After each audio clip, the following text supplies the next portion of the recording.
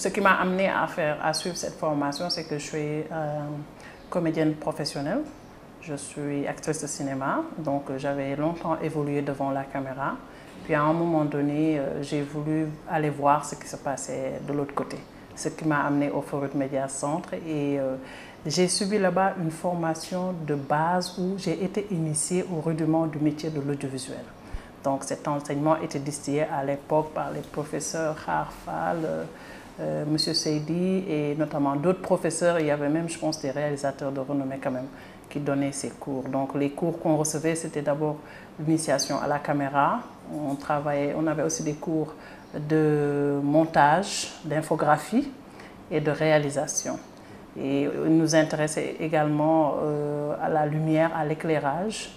Et ce qui a fait qu'on avait subi une bonne formation de base qui représentait un tout quand même pour l'audiovisuel. Déjà au Media Centre, on a eu à former des centaines de jeunes qui aujourd'hui sur la place, en tout cas des marchés de travail, sont très nombreux et occupent même des postes de responsabilité. Si je prends le cas de la RTS, qui est, disons, le plus grand consommateur, si je peux l'appeler comme ça, chez nous, quoi. La semaine dernière, après étude, on a décelé qu'il y a à peu près une cinquantaine qui sont embauchés là-bas. Une cinquantaine. De l'agent simple jusqu'au cadre, voyez-vous. Et ça, c'est rien que la RTS. Bon, maintenant, il y a combien de chaînes au Sénégal? Il y en a à peu près 17.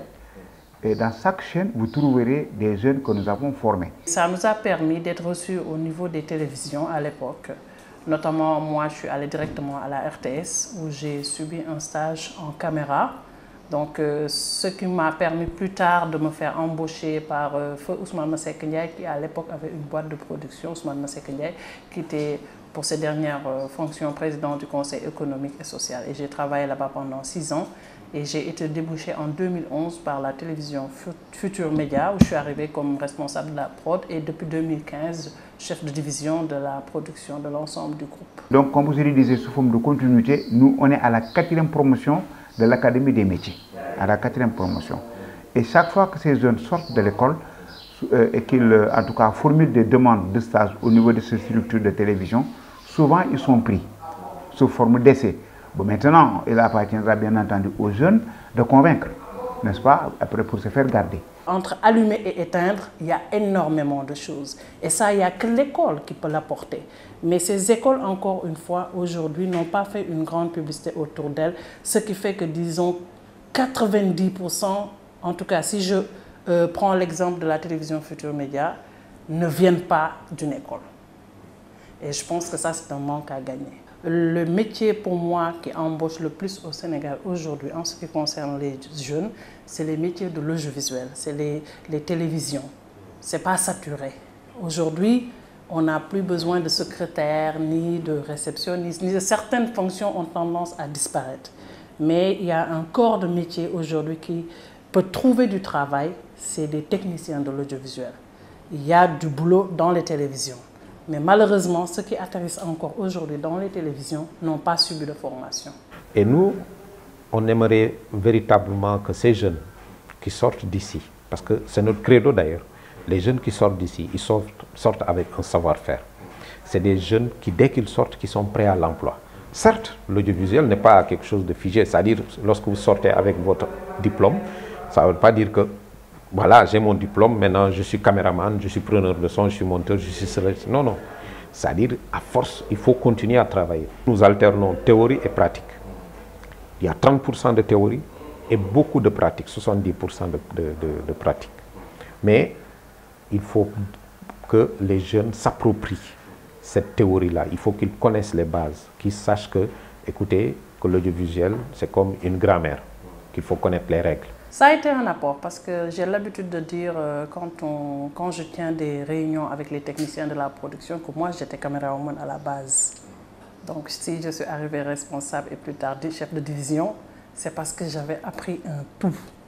Et que aujourd'hui en tant que chef de division de la production, tout le monde peut se retrouver à cette place, surtout ceux qui ont subi la formation. Moi je pense que c'est plutôt la qualité. La qualité, quand je le dis, je pense au contenu de la formation. C'est extrêmement important. Former dans les métiers de l'audiovisuel n'est pas une chose facile, ce n'est pas une chose aisée. il faut des experts, il faut de l'expertise, c'est-à-dire des gens qui d'abord, n'est-ce pas, ont été formés, des gens qui ont fait un bon parcours professionnel, avec capitalisant toute une expérience, n'est-ce pas, pour aujourd'hui se permettre de dire que, bon, écoutez, je ne suis pas formé. En tout cas, pour nous, c'est notre cas. Aujourd'hui, le terrain nous donne raison.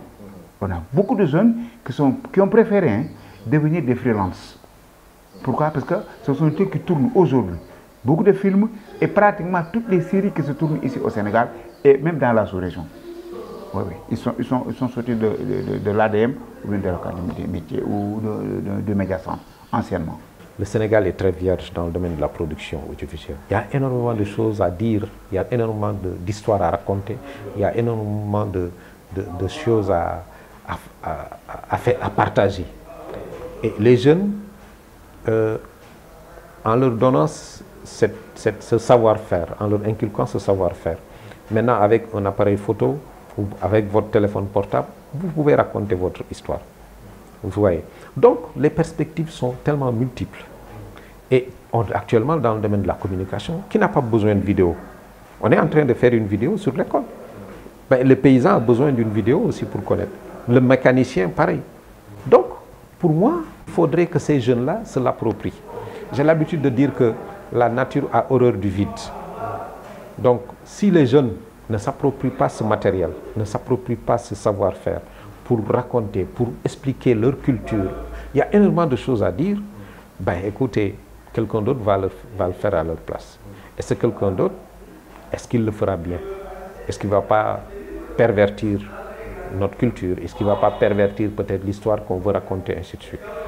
Donc, c'est nous-mêmes qui pouvons raconter nos propres histoires, notre propre vécu, ce que nous ressentons.